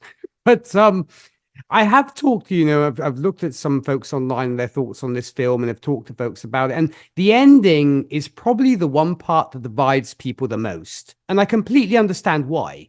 Tonally, it almost feels like the movie crosses a threshold near the end, shifting from dark grounded fantasy into something far more mythic and symbolic. And for some viewers, that transition feels emotionally transcendent. And for others, it feels abrupt compared to the earlier tension and realism. Personally, I think the ending works best when viewed less literally and more emotionally, because this film spends so much time immersed in fear, fragility, suffering, and survival that the climax starts feeling almost spiritual, like the story is reaching beyond physical struggle into something about love, willpower, and moral strength itself. And the imagery becomes dreamlike rather than practical. Logic matters less than emotional truth in those final moments. And honestly, I think that choice fits the movie's atmosphere more than people sometimes admit. I mean, even early on, the film already feels half-rooted in folklore. Omens, glowing objects, whispered prophecies, candlelit chambers, storms that feel almost supernatural. The ending, I think, simply stops pretending those mythic elements are sitting quietly in the background and lets them fully take over. What I do appreciate most is the sincerity of it. The movie never treats its emotional climax cynically or ironically. It commits fully to the idea that compassion and sacrifice and devotion possess real transformative power, In a lesser film, that kind of ending might feel sentimental. Here, because the story has earned so much pain beforehand, the emotional release feels cathartic instead. And at the same time, I do think there's a bittersweet tension in the ending that people often overlook. Even though hope wins, the film never entirely loses its melancholy atmosphere. There is still that lingering sense of displacement and change. The world remains dangerous. Loss still happened. The characters don't emerge untouched. And that lingering sadness keeps the conclusion from becoming overly neat. And visually, the finale is unforgettable. The lightning, the storm imagery, the music swelling into something almost sacred. It feels huge in an emotional sense, even if you can debate the mechanics of what literally happens. And I think the film stops operating like an adventure story and briefly becomes pure myth. And I think that's why the ending stays in people's minds for decades. Not because every plot detail resolves perfectly, but because it reaches for something emotionally enormous and genuinely believes in it. And that kind of sincerity is very rare, and is, of course, we often do find it when it comes to Don Bluth and the movies he has brought us. So I was very pleased with this. So this is going to be interesting. Let's get to If We Were the Academy segment. This film, lamentably, was not nominated for anything, but would have been eligible for the 55th Academy Awards, where the film with the most nominations and wins was Gandhi. So, Zan, do you think this film should have been nominated, could have been nominated, did it deserve anything, and why do you think it was overlooked? It's overlooked because it's a cartoon. And do we have? We didn't have a feature-length animated Oscar yet, did we? Not yet, no. What was our first year for that? Like 95, something like that? I mean, I 90s. believe so, yes. I think it was when Yeah. Toy Story and so on were in that category. Yes, it was because Yeah. of Beauty and the Beast, it broke the Academy Awards. Exactly. So, because there were animated short films being nominated for Oscars this time, but not full features, and that's why it was not noticed. Um this is an interesting one because Chris and I always joke around that whenever I'm watching a movie and I say, "Who did the score for this?" 9 times out of 10 it's Jerry Goldsmith. And this one is interesting to me because I was listening to it because Jerry Goldsmith is really good at like not sounding like himself necessarily. Where you have somebody like a Danny Elfman or a John Williams where you're like, I think this is a John Williams score. He can be a little bit more of a chameleon for himself, but he wasn't with this. And there are some little, musical pieces in this where I'm like, boy, this really kind of sounds like Poltergeist, which is what he also got nominated for this year.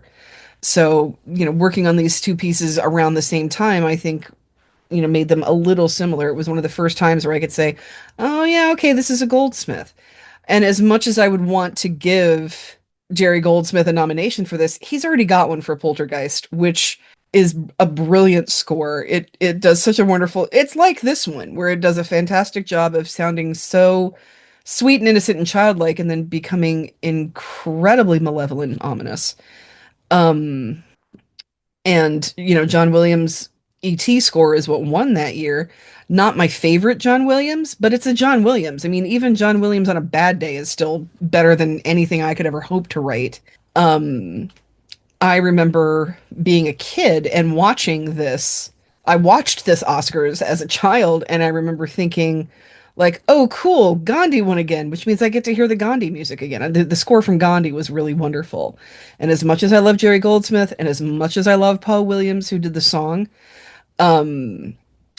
I could see this possibly getting a nod for Best Song. I still might not give it to it though, because what won this year was Up Where We Belong from An Officer and a Gentleman, which is, kind of a big deal song. Based on what is in here though, I would have probably given this to the Bergmans and Dave Grusin for It Might Be You from Tootsie. I love that song. But realistically, if something should have, like, Out of all the songs out of here, there is one incredibly iconic song that was nominated. It's Eye of the Tiger. Like this, the song from this movie is not going to beat out Eye of the Tiger. I would have probably given song to Eye of the Tiger still. Um, and we still don't have, I am hoping, I'll show my hand here a little bit, that I'm hoping we're going to start seeing some changes with the Academy, especially this year, because I think we've seen our best picture this year. I think it's Project Hail Mary. And I think that is going to probably push to the forefront the need for voice acting Academy Awards. Considering how much we're doing with motion capture and how much we're doing with voice acting, that I think that that is a long neglected. We finally got casting. Now we need to get stunt work. Then we need to get voice work. But I think that when it comes to if there had been an award for feature length animated movies. Trying to think. I'm looking at everything else that came out in 1982. Remember, 1982 was that kind of dry period for Disney. So it wasn't exactly, there weren't any like, Little Mermaids this year or anything like that. I'm looking at other like, as much as I love 1001 Rabbit Tales, it's a clip show. There's really not anything to write home about that from a originality standpoint. There's the Rankin Bass Last Unicorn, which is lovely. There are the animated sequences in The Wall, but that's not a feature-length animated movie. Even Tron was mostly rotoscoped. So I think if there had been an Academy Award for animated feature, I think this could have taken it hands down. Absolutely. I'm right there with you. And interestingly, we had to wait 20 years before we actually got the first category for best animated feature length film, which of course was won by Shrek in 2002. Oh yeah, even later than I was thinking. Yeah, it was Shrek was the first one. Yeah, because as we mentioned, yes, Beauty and the Beast was nominated for Best Picture in the 90s, but it took the Academy then about another 9 years before they or even 10 years almost before they were like, oh yeah, maybe we should create a category for Best Animated Feature because we can't have Beauty and the Beast. I mean, especially if you're going to have Disney and Pixar and DreamWorks and, now we have Illumination Studios. There's so much good work out there these days. You absolutely have to. If you're going to recognize animation, you have to recognize the kind of acting that goes with it. I'm such a proponent for voice acting Oscars. You and me both, and hopefully that will be the case. And yes, and as I said, it's crazy to think, yeah, we were 20 years away from that category actually existing, and hopefully more will come within this when it comes to animation. But yeah, I absolutely think that this film very arguably deserved recognition at the Academy Awards, especially considering how artistically ambitious it was compared to much of the animation landscape at the time. The difficult part, of course, is that animation in the early 80s occupied a very strange place culturally and industrially.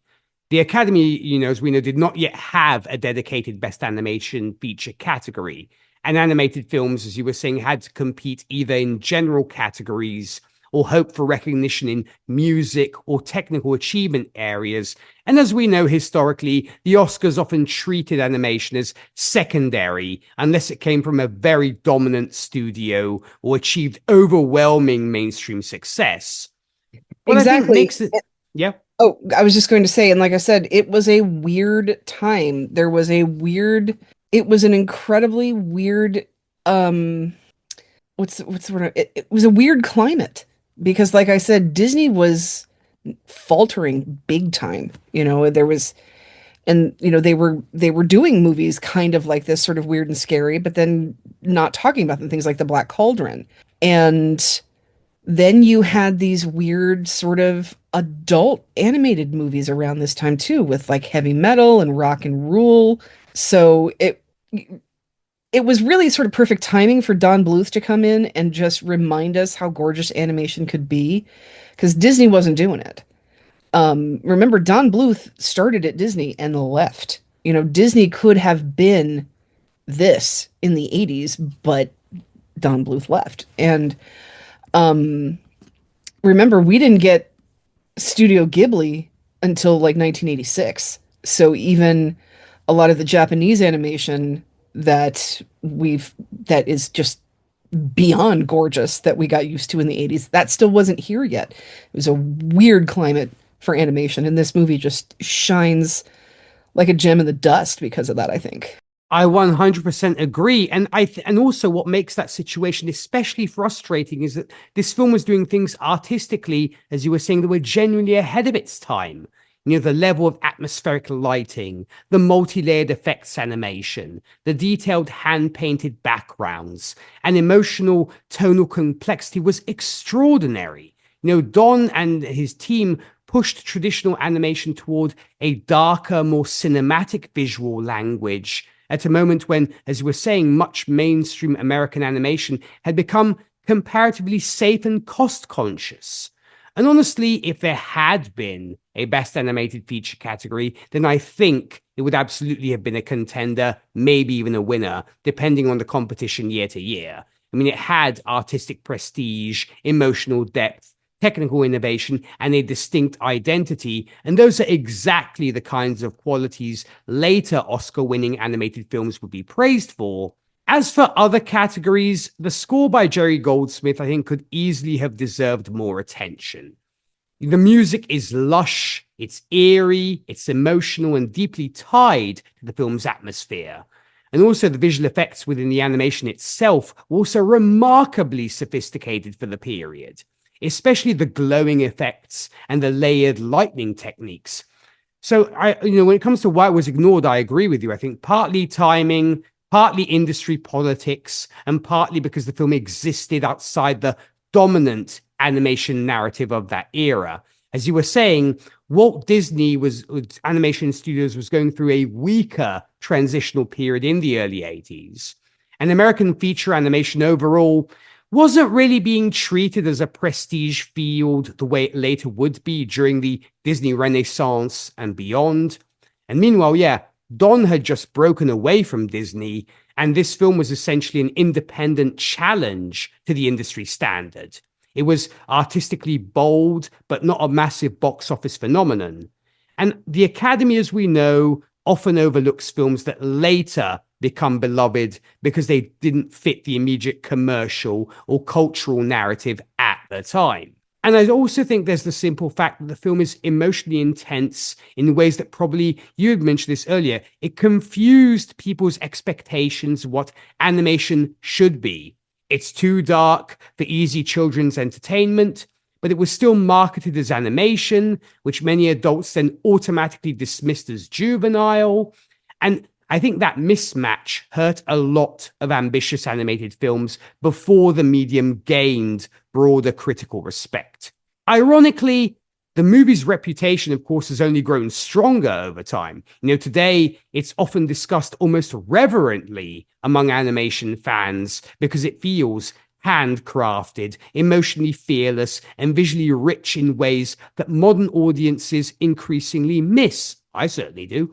And in retrospect, I think its lack of Oscar recognition feels less like a reflection of the film's quality and more like a reflection of how limited the industry's view of animation still was back in 1982.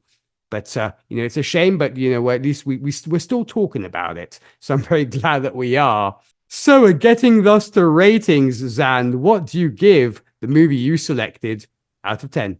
Gets an 8.5 for me. It loses a couple of points for being terrifying and a couple of points for being a little bit racist. But it's really incredible. I love this movie. Like I said, I love Don Bluth. I love his movies. As scarring as they are movies that we will watch over and over and over again because they're brilliant storytelling and they're gorgeous and the characters are very deep and wonderful. And this is his first Don Bluth Studios feature film out of the gate after he left Disney. And when this is your first one out of the gate, and then you're gonna you're going to you're gonna follow that up with things like The Land Before Time and An American Tail. I forget which one's first. I think An American Tail is first. All Dogs Go to Heaven, Anastasia. I mean, these are some bangers of movies. And that this is your first one out of the gate is incredible. Oh my God, I forgot about Rockadoodle. I'm looking up his stuff. Rockadoodle is so cute. It's not a movie you see very often anymore, but it's so good. Um, and yeah, his movies are gorgeous. And this, like I said, the timing is sometimes everything. And unlike right now when there is so much animation, breaking in with something has to be incredibly spectacular. I think when he broke in with this, it was like, okay, Disney's left a gap. I can fill it. And I'm going to fill it with not only what's to come, but what made this medium as brilliant as it was in the first place. You look at his work on this with light and water, and it's the same stuff Disney was doing in Snow White, Pinocchio, Fantasia, all of that.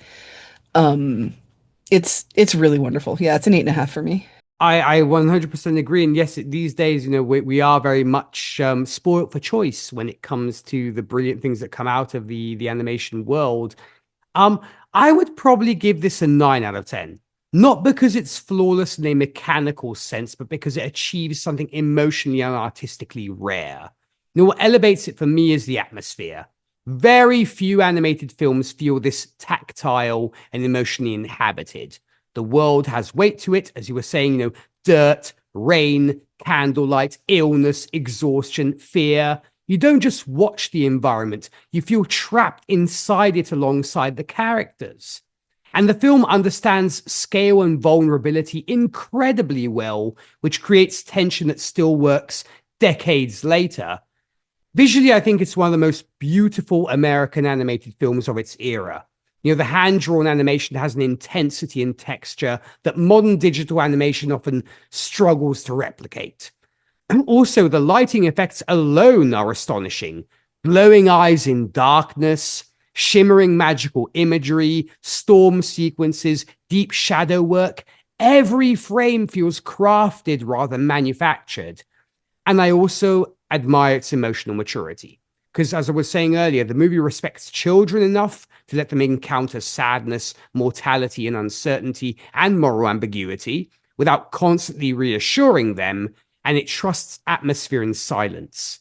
It allows fear to linger, and it gives the emotional highs real power because the film never takes shortcuts to get there. And I think the characters help enormously too. Even side characters feel distinct and emotionally textured. Nobody feels entirely ornamental, and the central emotional core remains sincere throughout, which matters because a story this earnest could easily become overwrought in less careful hands. As we were mentioning, the score by Jerry Goldsmith is another huge reason the film lands so strongly, because the music gives this movie this aching, almost sacred emotional quality at times. It's one of those scores that doesn't just accompany scenes, it deepens them. The reason I stop at a 9 instead of a perfect 10 is mainly the final act transition into overt mysticism.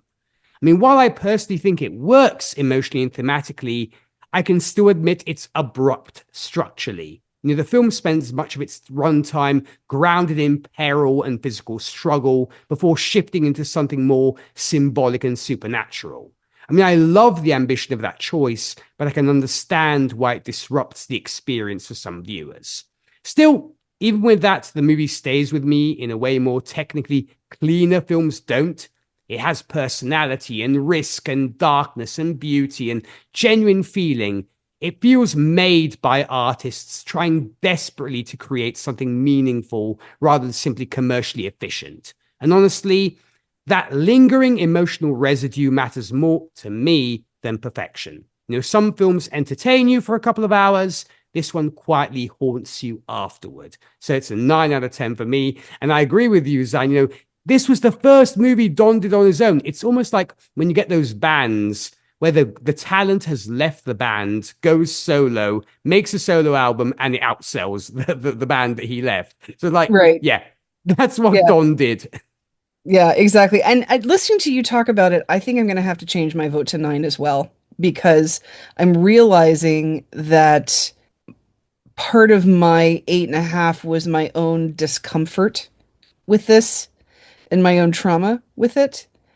But this movie gives the audience more credit than I think a lot of movies often do.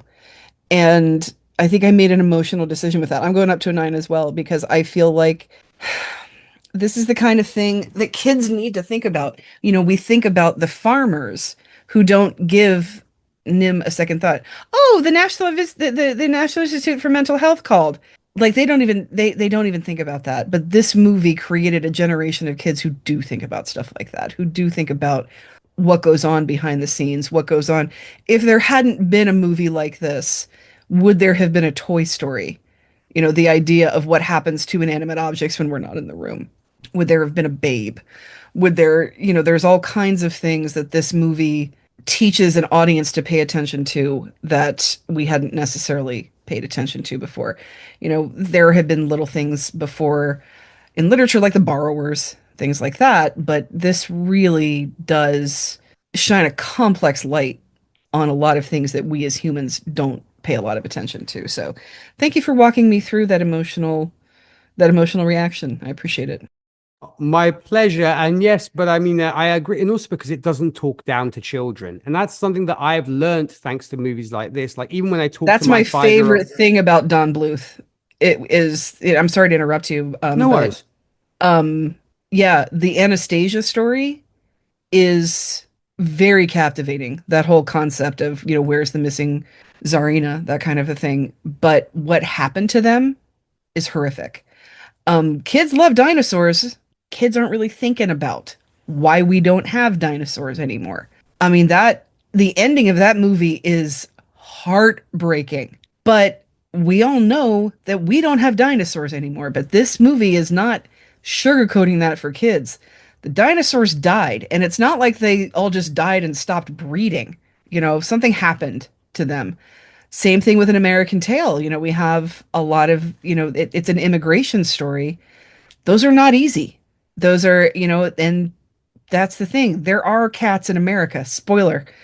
Things are not as easy as we think they're going to be when we've been, the land of milk and honey is curdled with bees too. It's not that simple.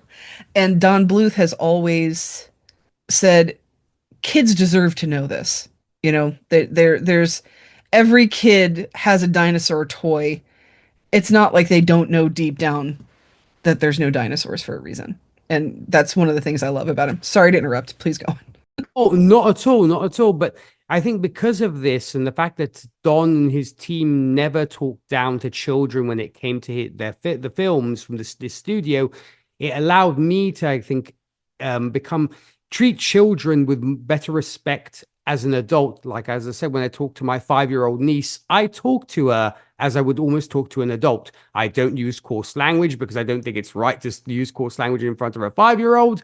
But still, the way I talk to her, I talk to her as if I were almost talking to a peer of mine, rather than using, almost baby talk to her, because I just feel like she's another human being, she just happens to be 5, but I'm still going to treat her as an adult, as because I just think it's respectful towards her. And so I hope she appreciates that. She seems to. So far, so good. It seemed to be doing playing my role as an uncle well. Speaking of thoughts and such, I guess let's get to what our listeners thought of this film, because we do have some gold standard feedback from the ever wonderful Dave Proctor.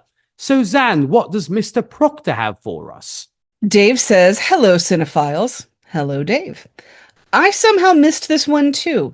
Not surprised. Dave's a little older than me. Chris has never seen this one either. It probably came out when he was an older kid and was probably, again, from the indoctrinated mentality of cartoons are for kids. And so it probably just wasn't on the radar. Somehow I missed this one too. I enjoyed it. It wasn't earth-shattering, but definitely worth watching. The animation was top-notch and the story solid. What more can be asked? The secret message, since Nihm is National Institute for Mental Health, was that intelligence and mental health is capable of conquering everything life can throw at you. What a concept. I have been in search of intelligence and mental health my entire life. You may call it my life goal. I have heard great things. Alas, the search continues. I feel you, Dave. I agree. I think that should be everyone's goal in life, is to understand that we never stop learning and we never stop growing. And anybody who thinks that they are at the pinnacle of it, aka Jenner, it's not going to end well. So as long as you know that there's always something new to learn and always a new way to grow, I think you're going to be all right. I definitely think so too, and always wonderful to hear from you, Dave. And of course, if you want to be like the wonderful Dave Proctor and share your thoughts on the films we discuss here, you can do so by shooting an email to goldstandardoscars@gmail.com. Once again, goldstandardoscars@gmail.com. Be sure to follow us on our social media if you're not doing so already. You can find us on X as Oscars Gold, Facebook as Gold Standard The Oscars Podcast, and also Blue Sky as Oscars Gold. We love hearing from you guys, and we appreciate the follow and the support. Also, if you'd like to hear us discuss your favorite movies, you can join our wonderful family of patrons on Patreon and check out what we have going on there. You also get to unlock our previous reviews of such films selected by our patrons as Prey, Captain Phillips, Sense and Sensibility, The Illusionist, and many more. So to join our golden army, head on over to patreon.com/goldstandardoscars, and a big thank you to our wonderful patrons for their support. Speaking of which, this month, our patrons have selected Finding Neverland for us to review. And also, regardless of the platform you're listening to us on this podcast on, be it Apple Podcasts, Pandora, Spotify, etc., be sure to rate and review us, as that keeps the algorithm stimulated and allows our little show to reach more like-minded ears like yours. Tell your friends, tell your neighbors, tell your rats, tell your pets, we don't care. Just spread the good word. Big thank you to those who have done so. Future thank you to those who will. So, Zan, when you're not here discussing highly intelligent rodents, where can folks find you on the interwebs? You can find me with our friend Charles Skaggs on our podcast, Drunk Cinema. We've been off for a while due to various reasons, but interestingly enough, when we come back, we should be doing The Dark Crystal. So we can go from there. Drunk Cinema, again, we watch our favorite movies over our favorite adult beverages and discuss them and record that discussion for your entertainment. Those can be found anywhere podcasts are found. If you're looking for me on social media, your best bets would be Instagram, TikTok, or Letterboxd. And my handle on all three of those is Udanax19. Fabulous stuff, and I love The Dark Crystal, and so I definitely look forward to hearing what you and Charles have to say about that one. Also, when it comes to our missing third co-host, of course, Rachel, you can find her on the Five-ish Fangirls podcast, where her and her co-host discuss any and every topic from the female perspective, geeky and nerdy, because, as Rachel says, of course, fangirls are real fans too. And you can also check out their website, thefivishfangirls.com, where you can also then connect with their personal social media accounts as well. When it comes to myself, you can find my day job hosting the radio show Whiskey and Cigarettes, where we play the very best and nothing but the best of country music for you guys, from Alabama to Bailey Zimmerman. For more information about that, you can visit our website, which is whiskeyandcigarettesshow.com. Podcast-wise, you can find, if you're fans of those superhero films, you can find myself and Keith Bliss on Happiness in Darkness, the superhero movie podcast, where we do discuss any and every superhero movie and beyond, from, of course, DC, Marvel, etc. We recently, of course, reviewed Megan 2.0, because she does kind of become a little bit hero in that one. And coming up next, we're going to be carrying on with our Kung Fu Panda review, as we'll be reviewing Kung Fu Panda 3. And speaking of that Charles Skaggs guy, him and I can be found on the Fandom Zone podcast, where we recently reviewed The Punisher One Last Kill, the short film, of course, from the MCU. Coming up next, we're going to be staying in Marvel territory, but on the Sony side of things, as we're reviewing Spider-Noir, of course, starring the wonderful Nick Cage. And speaking of things to come on this show, next time, writer, actress, and director Noelle Wilson will be making her debut in the Gold Standard Theatre, and the movie she will be bringing is the 1992 Jonathan Lynn film, My Cousin Vinny. So 10 years since after The Secret of Nihm. So, Zan, anything else you would like to add on our upcoming movie or anything else before we sign off? I do not need this right now. I do not need this. What else can we pile on top of this case? Not to mention, My Cousin Vinny is a fantastic movie, and all the haters out there that said the only reason Marissa Tomei has an Oscar is because Jack Palance misread it can suck it. She was amazing in this movie. It's it's really a wonderful gem of a movie, and I'm glad we're doing it. I'm excited for it. I'm very much looking forward to it too. I do know Noelle was chosen because she is also a Brooklyn girl, like Marissa Tomei, and the fact that she won Best Actress, won the Academy Award, definitely inspired her to pursue, of course, an acting career and such. So definitely looking forward to having her on and discussing this film. So, of course, dear listeners, we will see you next time with My Cousin Vinny and on Patreon with Finding Neverland. Until then, enjoy those movies. Keep that popcorn hot. Big thank you to Dave for writing in. And all round, thank you all so much for the privilege of your time. Ciao. Bye.